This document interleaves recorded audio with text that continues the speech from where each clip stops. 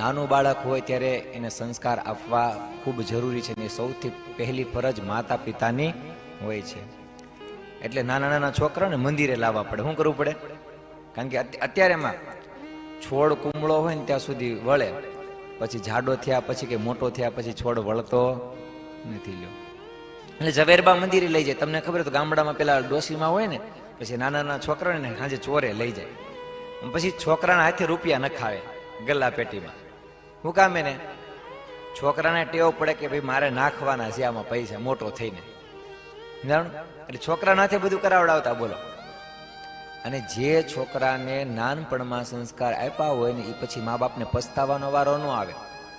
આજે વિદેશોની તમે જોવો ને તો મા બાપને એક જ ચિંતા છે કે અહીંયા કમાવા માટે તો ગયા છે, પણ અમે સંપત્તિ ને સંતતિ બંને ગુમાવશું.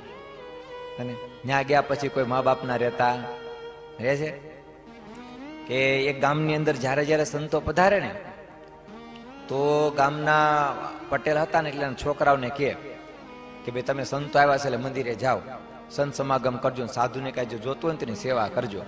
એટલે છોકરા સંતો જ્યારે મંદિરે આવે ત્યારે છોકરાઓ મંદિરે જાય, જે કાંઈ જોતું હોય લઈ આવી દે, દોડી દોડીને સેવા કરે અને સંતોને કથા વાર્તા કરી, કથા વાર્તા સાંભળે. અને ગામના મુખી પટેલ હતા, ગામના મુખી પટેલ હતા ને એ કે પટેલને વાત કરી એ કે હું હરે ફરીને સાધુ આવે ત્યાં છોકરાને મંદિરે મોકલવાના. એ કે આટલી બધી જમીન છે કે આપણે દાડિયા કરવા પડે છે કે છોકરાને મંદિરે ન મોકલે, ખેતરે લઈ જાવે. ત્યારે પટેલ એવું કહેતા કે ખેતી કરવાની સાથે સાથે છે ને સંસ્કારની ખેતી કરવી પણ ખૂબ જરૂરી છે. જો કદાચ ખેતી ઓછી કરી છે ને તો વાંધો નહીં આવે, પાક થોડોક નબળો થાય તો વાંધો નહીં આવે, પણ જો સંસ્કારની ખેતી નહીં કરી હોય ને આ તો ખેતર આખું છે ને એ ખડવાળું થઈ જાય છે, અંદર કેટલું બધું ભરી જશે. અને એમ કરતા કરતા કરતા જે છોકરા સત્સંગમાં જતા હતા ને એ બહુ સદગુણી બન્યા, મોટા થઈ.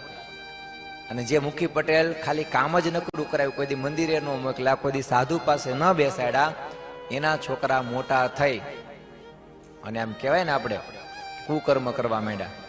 અને પછી રોવા માંડ્યા ને એ વ્યક્તિ ત્યારે એ ગામના સત્સંગી ભાઈ એવું કીધું કે જો તમે છે ને તે દિવસે સાધુ આવતા હતા ત્યારે છોકરાને મંદિરે મોકલ્યા ને તો રોવાનો વારો ન આવત.